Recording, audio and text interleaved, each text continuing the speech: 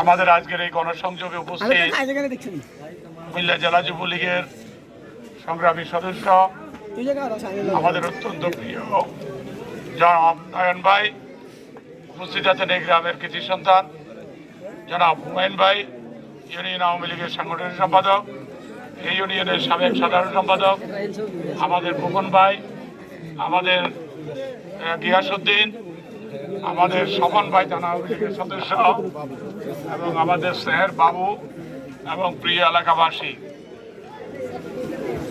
আজকে আমরা একটি পরিবর্তনের লক্ষ্যে, আমরা শুধু এমপি পদের পরিবর্তন নয়, আমরা চাই চৌদ্দগ্রামে আজ যে বিশৃঙ্খলা, আজ চৌদ্দগ্রামে আওয়ামী লীগ নেতা কর্মীদের সন্তানদের নামে অসংখ্য মামলা, হামলা, নির্যাতন, এগুলো বন্ধ করার লক্ষ্যে চৌদ্দগ্রামের আজ উন্নয়ন কাজ স্থবির।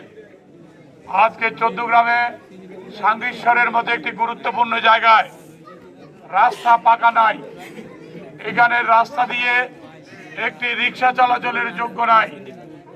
আজকে সাঙ্গীশ্বরের এই রাস্তাঘাটগুলো উন্নয়ন সবকিছু মিলেই আমরা একটি চৌদ্দগ্রামে আগামী দিনের সুন্দর চৌদ্দগ্রাম গড়ার জন্য আমরা একটি পরিবর্তন চাই।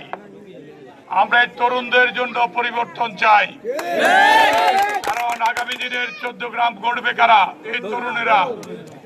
এই জন্যই আমরা তারুণ্যের একটি বিপ্লব চাই, যে বিপ্লবের মাধ্যমে আগামী ৭ তারিখ আমাদের ফুলকপি প্রতীক সমগ্র উপজেলা জুড়ে বিজয় অর্জন করবে। তরুণরা কি চায়? তরুণরা একটি কি পরিবর্তন চায়? পরিবর্তন চায় তরুণেরা।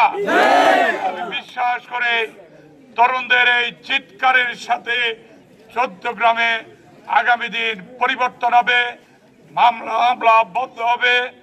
আমাদের প্রবীণ মুরব্বী ওইদুর রহমান সাহেব, উনার সন্তানকে মাত্র মৃত্যুর 15 দিনের মাথায় জেলখানায় নিক্ষেপ করা হয়েছে। এইভাবে এত অন্যায় চৌদ্দগ্রামে আর চলতে পারে না। আমি বিশ্বাস করি এই চৌদ্দগ্রামের একটি পরিবর্তন হওয়া দরকার।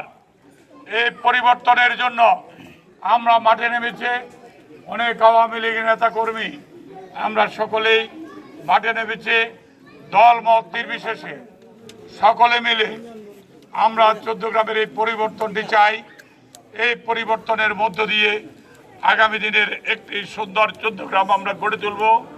এই তরুণদেরকে আগামী দিনের একটি পথ তৈরি করে দিতে হবে আমাদের। যে পথটি হবে, আজকে তারা ভুগছে হতাশায়। এই তরুণরা কি করবে আগামী দিন? ওদের কোনো দিক নির্দেশনা নাই। 15 বছর আওয়ামী লীগ সরকার ক্ষমতায়, এই তরুণদের জন্য আমি কখনোই শুনিনি আমাদের নেতা বক্তব্য রাখতে। এই তরুণরা আগামী দিন কোন পথে চলবে, তারা কি করবে, তাদের পথ আমাদেরকে তৈরি করে দিতে হবে।